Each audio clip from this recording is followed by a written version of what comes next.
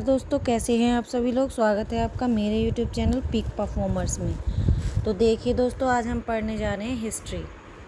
आज हम हिस्ट्री की तैयारी करने जा रहे हैं। क्वेश्चन नंबर 1 है हमारी स्क्रीन पर।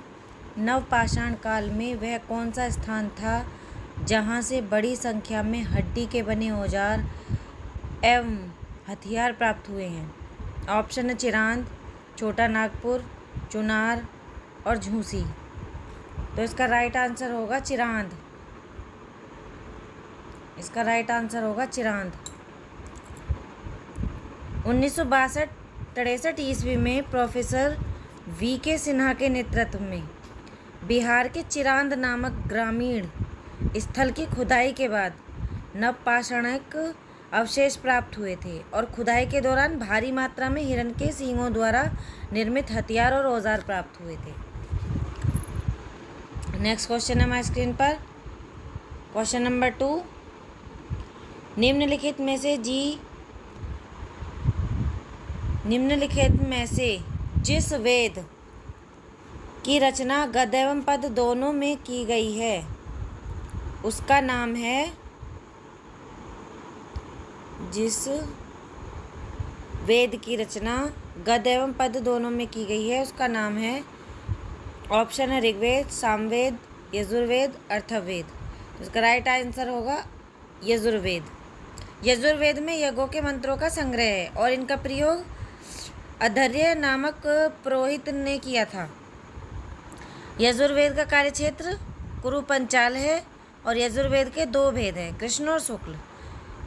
कृष्ण यजुर्वेद में मंत्रों का संग्रह और शुक्ल में छंदोबद्ध मंत्रों के साथ गद्यात्मक भाव भी है। तो इसलिए इसका राइट आंसर यजुर्वेद होगा। यजुर्वेद में गद्य एवं पद दोनों की रचना की गई है। नेक्स्ट क्वेश्चन है हमारी स्क्रीन पर। क्वेश्चन नंबर 3, सिंधु सभ्यता के लोगों के लिए डील वाला बैल था। ऑप्शन है देशी पशु, विदेशी पशु, पवित्र पशु, बलि पशु। तो देखिए इसका राइट आंसर होगा पवित्र पशु। सिंधु सभ्यता के धर्म ज्ञान के लिए मुख्य रूप से मुद्राओं, छोटी छोटी मूर्तियों तथा पाषाण प्रतिमाओं आदि के प्रमाण पर ही निर्भर रहना पड़ता था और सिंधु सभ्यता में पशु पूजा प्रचलित थी। इसमें गैंडा बैल, चीता, भैंसा, कुबड़दार बैल आदि प्रमुख हैं और इसमें कुबड़दार बैल की पवित्र पशु के रूप में उपासना होती थी। कुबड़ वाले बैल की मृण मूर्तियाँ सबसे अधिक मिली हैं। सिंधु सभ्यता के लोगों के लिए डील वाला बैल था कौन सा? पवित्र पशु। तो इसका राइट आंसर होगा पवित्र पशु। नेक्स्ट क्वेश्चन है हमारी स्क्रीन पर। क्वेश्चन नंबर 4, सिंधु सभ्यता काल के लोग घर बनाते थे। ऑप्शन है पत्थर से, मिट्टी से, कच्ची ईंटों से, पक्की ईंटों से। इसका राइट आंसर होगा पक्की ईंटों से। सिंधु सभ्यता के काल के लोग घर बनाते थे पक्की ईंटों से। सैंधव सभ्यता नगरीय एवं कांस्य युगीन सभ्यता थी। यहाँ के मकान, नालियाँ तथा स्नान गृह अच्छी तरह पकाई गई ईंटों की सहायता से बनते थे। ईंटें चतुर्भुजाकार होती थीं और भवन 3 प्रकार के मिलते थे। एक होता था निवास गृह, एक होता था विशाल भवन और एक होता था सार्वजनिक स्नानागार। नेक्स्ट क्वेश्चन हमारी स्क्रीन पर। क्वेश्चन नंबर 5, महाभाष्य के रचनाकार हैं। महाभाष्य के रचनाकार हैं। ऑप्शन है पाणिनि, कात्यायन, संध्याकार, नंदी और पतंजलि। तो इसका राइट आंसर होगा पतंजलि। महाभाष्य के रचनाकार पतंजलि हैं। नेक्स्ट क्वेश्चन है हमारी स्क्रीन पर। क्वेश्चन नंबर 6, विजयनगर साम्राज्य में 12 अधिकारियों का वह समूह जो गांव के कार्यों को देखता था वह क्या कहलाता था? ऑप्शन है सभा, नायक, अयंगर और प्रधानी। तो इसका राइट आंसर होगा अयंगर।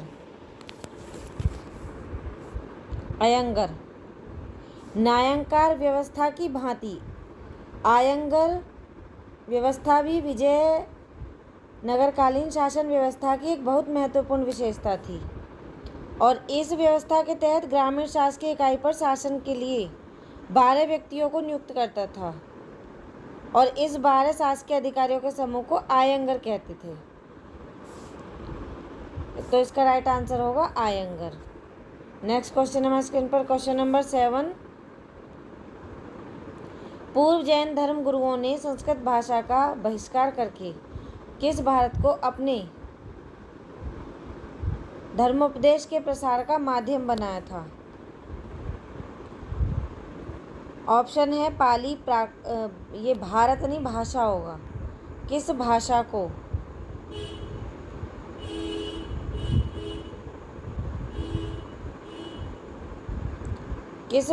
को अपने धर्मोपदेश के प्रसार का माध्यम बनाया था? ये भारत नहीं है, भाषा है।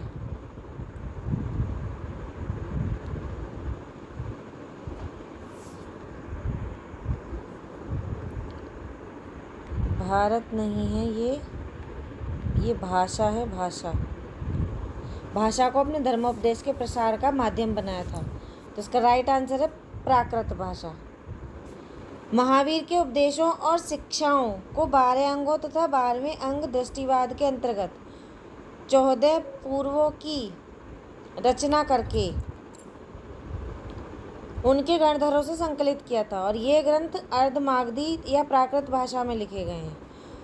प्राचीन जैन साहित्य को आगम कहा जाता है और इनमें 12 अंग, 12 उपांग, 10 प्रकीर्ण, 6 छेद सूत्र, 4 मूल सूत्र शामिल होते हैं। और पहली जैन संहिता का आयोजन स्थूलभद्र की अध्यक्षता में पाटलिपुत्र में हुआ था। तो ये सभी किस में लिखे गए थे? प्राकृत भाषा में के माध्यम से बनाए गए थे। नेक्स्ट क्वेश्चन हमारे स्क्रीन पर क्वेश्चन नंबर 8। रामायण के रचनाकार हैं। रामायण के रचनाकार हैं। ऑप्शन है वेदव्यास, वाल्मीकि, कालिदास, तुलसीदास। तो इसका राइट आंसर होगा वाल्मीकि जी। रामायण के रचनाकार कौन है? महर्षि वाल्मीकि हैं। महर्षि वाल्मीकि ने संस्कृत भाषा में रामायण की रचना की थी, जबकि तुलसीदास ने अवधी भाषा में रामचरितमानस नाम का अनुवाद किया था। तो इसका राइट आंसर होगा वाल्मीकि। नेक्स्ट क्वेश्चन हमारे स्क्रीन पर क्वेश्चन नंबर 9। निम्नलिखित में से असत्य कथन का चयन कीजिए। ऑप्शन है भारत के प्राचीनतम सिक्कों पर कोई अभिलेख नहीं है। सातवाहनों ने शीशे के सिक्के ढलवाए थे। गुप्त शासकों ने रूपक नामक चांदी के सिक्के ढलवाए थे। भारतवर्ष में स्वर्ण सिक्कों का चलन हर्षवर्धन द्वारा आरंभ किया गया था। तो देखो ऊपर के जो तीनों आंसर हैं, भारत के प्राचीनतम सिक्कों पर कोई अभिलेख नहीं है, ये बिल्कुल सही है। सातवाहनों ने शीशे के सिक्के ढलवाए थे, ये भी सही है। और गुप्त शासकों ने रूपक नामक चांदी के सिक्के ढलवाए थे, ये भी सही है। लेकिन भारतवर्ष में स्वर्ण सिक्कों का चलन हर्षवर्धन द्वारा आरंभ नहीं किया गया था। इसको आरंभ किया गया था इंडो ग्रीक शासकों द्वारा। इन्होंने ये चलाए थे सिक्के और हर्ष से पूर्व स्वर्ण सिक्कों का प्रचलन था। हर्ष के सिक्कों पर तो शिव और पार्वती की आकृति मिलती है, लेकिन भारतवर्ष में स्वर्ण सिक्कों का चलन हर्षवर्धन द्वारा नहीं हुआ था, इंडो ग्रीक शासकों द्वारा हुआ था। तो इसका राइट आंसर है 4th। नेक्स्ट क्वेश्चन हमारे स्क्रीन पर क्वेश्चन नंबर 10। धर्म शब्द का रूपांतरण धम्म संबंध है।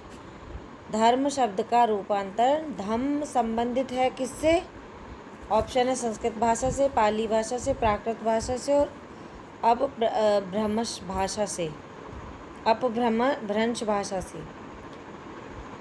तो इसका राइट आंसर प्राकृत भाषा है। मैंने आपको पहले भी बताया है, प्राकृत भाषा है इसका राइट आंसर।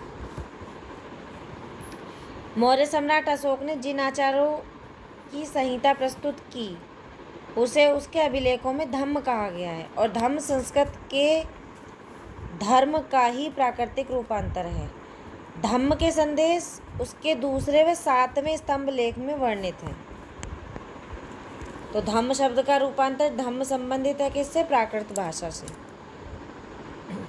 नेक्स्ट क्वेश्चन हमारे स्क्रीन पर क्वेश्चन नंबर 11। सिकंदर ने भारत पर आक्रमण किया था। ऑप्शन है 400 ईसा पूर्व, 370 ईसा पूर्व, 327 ईसा पूर्व में या 275 ईसा पूर्व में। तो इसका राइट आंसर होगा 327 ईसा पूर्व में।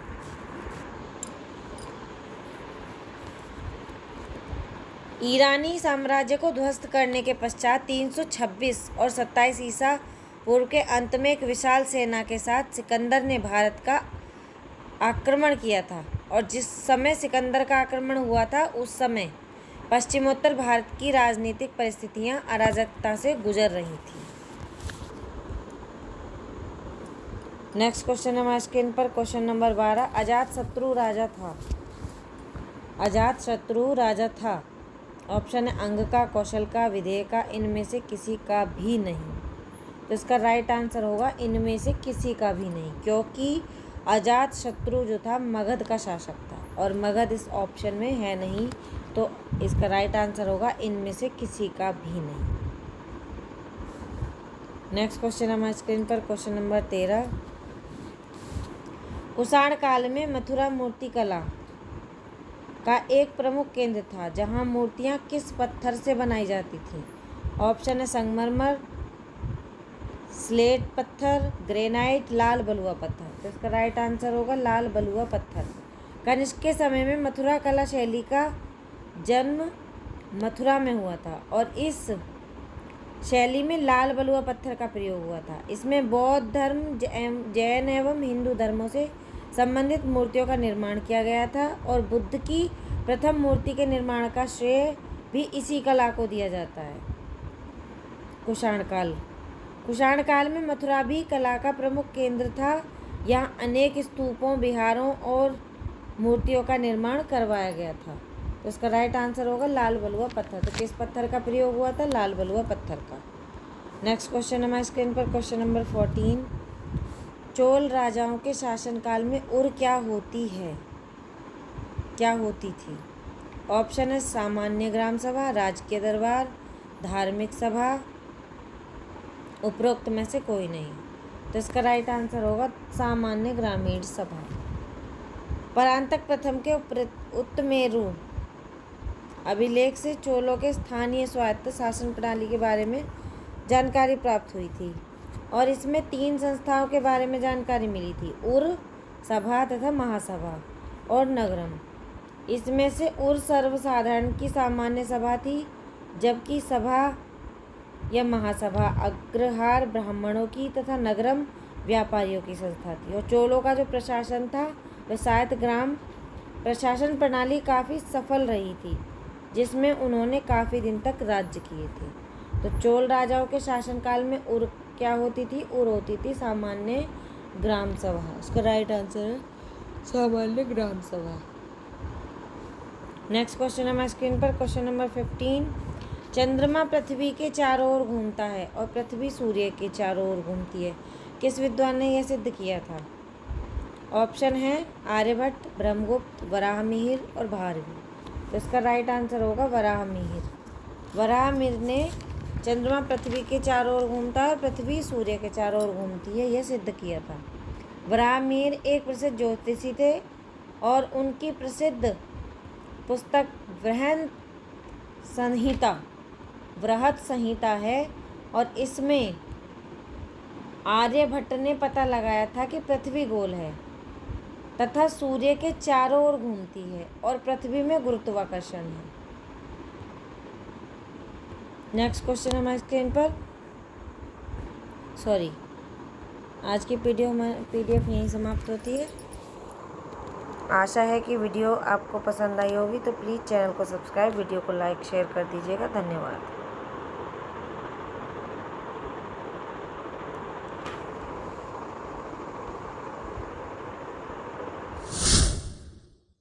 देखने के लिए धन्यवाद।